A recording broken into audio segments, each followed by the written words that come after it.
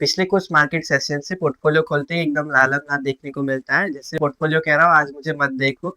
और जब भी रीजन की बात करूँ तो लोग बोलते हैं 500% टैरिफ की न्यूज है, एफआईआई सेलिंग है या फिर ग्लोबल टेंशन। पर क्या सिर्फ यही रीजन है? आज मैं आपको ऐसे रीजन के बारे में बताऊंगा जिसके बारे में कोई भी बात नहीं कर रहा है और उसकी वजह से काफी ज्यादा बुरा इम्पैक्ट पड़ने वाला है स्टॉक मार्केट। तो नमस्ते दोस्तों, मेरा नाम है Sahil. Welcome to investing simplified with Sahil में।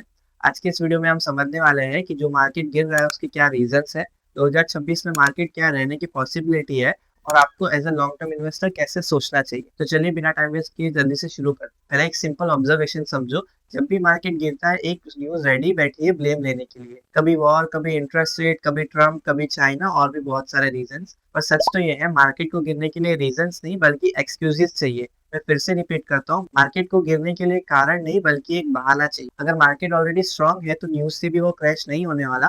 और मार्केट सेंटीमेंट अगर वीक है तो छोटी छोटी रीजन की वजह से मार्केट गिरने लगता है। और अभी मार्केट फॉल का रीजन समझने के लिए हमें निफ्टी 50 में जाना पड़ेगा। तो निफ्टी 50 कोई भी रैंडमली 50 कंपनी से नहीं बना, ये इंडिया की टॉप कंपनीज है according to their market cap. और निफ्टी 50 में सबसे ज्यादा वेटेज है फाइनेंशियल, एनर्जी सेक्टर और आईटी का।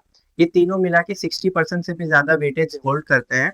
अब प्रॉब्लम यहाँ से शुरू हो रही है कि ऑयल एंड गैस में 10.4% निफ्टी का होल्ड करता है और इसमें जो सेल्स के नंबर है वो काफी ज्यादा गिर रहे हैं। सबसे पहले मैं रिलायंस की बात करूँ तो उसकी सेल्स ग्रोथ में आ रहा है ओनली 8%। और ओएनजीसी की बात करूँ तो -1%। Same to same Coal India का भी हाल है जो कि -1% पे है। तो रेवेन्यू ग्रोथ डबल डिजिट से सिंगल डिजिट या माइनस में आ चुकी है। इसकी वजह से काफी ज्यादा इम्पैक्ट पड़ रहा है मार्केट में। और प्रॉफिट ग्रोथ की भी बात करूँ तो वो भी काफी ज्यादा हॉरिबल है। तो मार्केट की जो टॉप कंपनीज है वो डबल डिजिट ग्रोथ भी अचीव नहीं कर पा रही। उसके बावजूद भी सेंसेक्स थोड़े टाइम पहले ऑल टाइम हाई टच करके आया।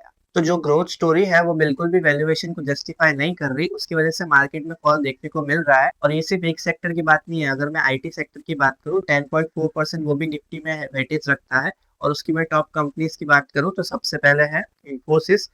इंफोसिस का रेवेन्यू 8% पे हो गया है और प्रॉफिट ग्रोथ की बात करूँ तो मात्र 4%। और यहीं पे इंफोसिस के मैनेजमेंट ने बताया है उनकी जो ग्रोथ आगे वाले क्वार्टर्स में एक्सपेक्टेड है वो मात्र 2 से 3% रहने वाली है, मतलब एफडी से भी कम। इनकी भी शेयर प्राइस अच्छी खासी गिरी है। पर फिर भी इनकी वैल्यूएशन की बात करूँ तो 24 के पीई पे कंपनी ट्रेड कर रही है। और इसके बाद दूसरी कंपनी की बात करूँ जो आईटी सेक्टर में सबसे ज्यादा वेटेज रख वो है टीसीएस। टीसीएस की ग्रोथ रेट की बात करूँ तो मात्र 5% है। और ऐसे ही अगर ग्रोथ चलती रही तो आपको मार्केट से मात्र 5 से 6% एक्सपेक्ट करना पड़ेगा। और इसके बाद शॉकिंग विप्रो की बात करूँ तो मात्र 1% की ग्रोथ। और उसमें भी विप्रो के सीईओ का तो ये कह रहा है कि वो पास्ट एक साल में ग्रोथ एक्सपेक्ट कर रहे हैं -1% से 1% की, मतलब ऑलमोस्ट नेगेटिव ग्रोथ एक्सपेक्ट कर रहे हैं। तो ऐसी सिचुएशन में मार्केट का बढ़ना बहुत मुश्किल है। पहले 10 से 15% की ग्रोथ हुआ करती थी, अब मात्र 2 से 3% की रह गई है। उस वजह से मार्केट गिर रहा है। और इसमें मेन रीजन है यूएस का जो रिसेशन की चिंता है प्लस एआई का बूम है। उसमें इंडिया के आईटी सेक्टर ने अभी तक पार्टिसिपेट ही नहीं किया है। जबकि यूएस और चाइना में एआई सेक्टर एकदम बूम पे है, उनकी वैल्यूएशन काफी ज्यादा हाई हो गई है। और यहाँ पे इंडिया में उन्होंने अभी तक पार्टिसिपेट ही नहीं किया है, उसकी वजह से इनके शेयर प्राइस इतने गिर रहे हैं। फाइनेंस सेक्टर की बात करो तो फाइनेंस सेक्टर अच्छा खासा ग्रो कर रहा है, उसमें अभी तक इतनी प्रॉब्लम नहीं आई है। और उसकी वैल्यूएशन काफी ज्यादा हाई हो गई है, उसका पी काफी ज्यादा स्ट्रेच हो गया है। उसकी वजह से करेक्शन आ सकता है। अब ग्रोथ वर्सेस वैल्यूएशन के गैप के बारे में बात करते हैं। 2020 में कोविड आया था, तब सब कंपनीज के शेयर प्राइस गिर गए थे। फिर थोड़े ही टाइम बाद कंपनी एकदम ऑल टाइम हाई टच करके आई। और 2021 से लेकर 2024 काफी ज्यादा अच्छा रहा था स्टॉक मार्केट के लिए। उसके बाद 2025 थोड़ा कंफ्यूजन में रहा क्योंकि ट्रम्प के टैरिफ थे। और 2026 में अब बात कर रहे हैं कि कुछ क्रैश आ सकता है। 2020 से 2024 में मैसिव रैली एंजॉय की है। 2024 में निफ्टी का पी आ गया था अराउंड 24, जो कि ऑन एन एवरेज 20 का रहता है। और 2024 के बाद ग्रोथ जो थी वो भी स्लो हो गई थी। तो करेक्शन आना पॉसिबल ही था और ट्रम्प की न्यूज ने वो काम सपोर्ट कर। तो अभी मार्केट किस फेज में है? क्या मार्केट क्रैश हो गया या हेल्दी करेक्शन है? तो मेरे हिसाब से ये कोई क्रैश नहीं है, ये सिर्फ हेल्दी करेक्शन है। क्योंकि इंडिया के फंडामेंटल्स काफी ज्यादा स्ट्रांग है। जीडीपी ग्रोथ की बात करूँ तो 6 से 7% है और बैंकिंग सेक्टर काफी ज्यादा स्टेबल है। और कॉर्पोरेट अर्निंग थोड़ी सी स्लो हुई है, बुरी नहीं। और मार्केट अभी ओवर वैल्यूएशन से फैली वैल्यू की तरफ जा रहा है। और इसी वजह से लॉन्ग टर्म इन्वेस्टर के लिए अपॉर्चुनिटी बढ़ रही है क्योंकि उनको डिस्काउंट पे कंपनीज के प्राइस मिलेंगे। और बहुत सारी कंपनीज में ऑलरेडी करेक्शन स्टार्ट हो चुका है। अब फ्यूचर अपॉर्चुनिटी के बारे में बात करूँ तो लार्ज कंपनीज जो है उनकी ग्रोथ थोड़ी स्लो हो रही है और उनमें अभी तक इतना अच्छा खासा करेक्शन नहीं आया है। उसकी वजह से इंडेक्स की ग्रोथ थोड़ी स्लो रह सकती है। इंडिविजुअल स्टॉक्स की बात करूँ तो उसमें अच्छा खासा प्रॉफिट बन सकता है।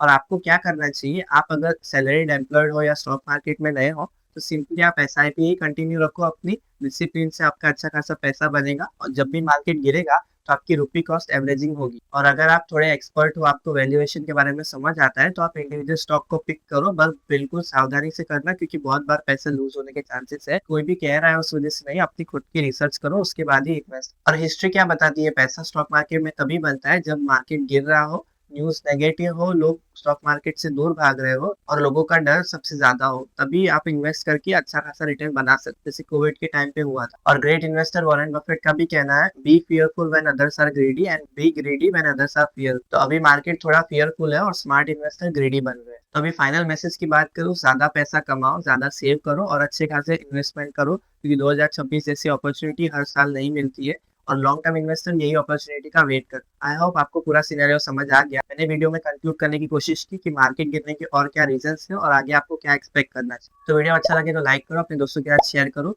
और मैंने 100 डेज की सीरीज बनाई है जिसके बारे में मैं स्टॉक मार्केट के हर एक टर्म्स के बारे में बात करने वाला हूँ, तो उसको भी जाके चेकआउट कर लो। और अगर आपको इन्वेस्टमेंट स्टार्ट करना है तो आपको चाहिए एक demat account. Free demat account opening की लिंक डिस्क्रिप्शन में है, आप वहाँ जाके अकाउंट खुलवा सकते हो। और अगर आपको म्यूचुअल फंड या इंश्योरेंस के रिगार्डिंग कोई भी फ्री गाइडेंस चाहिए तो डिस्क्रिप्शन में फॉर्म है, उसको फिल कर लो, मैं आपको पर्सनली करेक्ट करूँ। मैं मिलूंगा आपको अगले वीडियो में, तब तक के लिए हैप्पी इन्वेस्टिंग।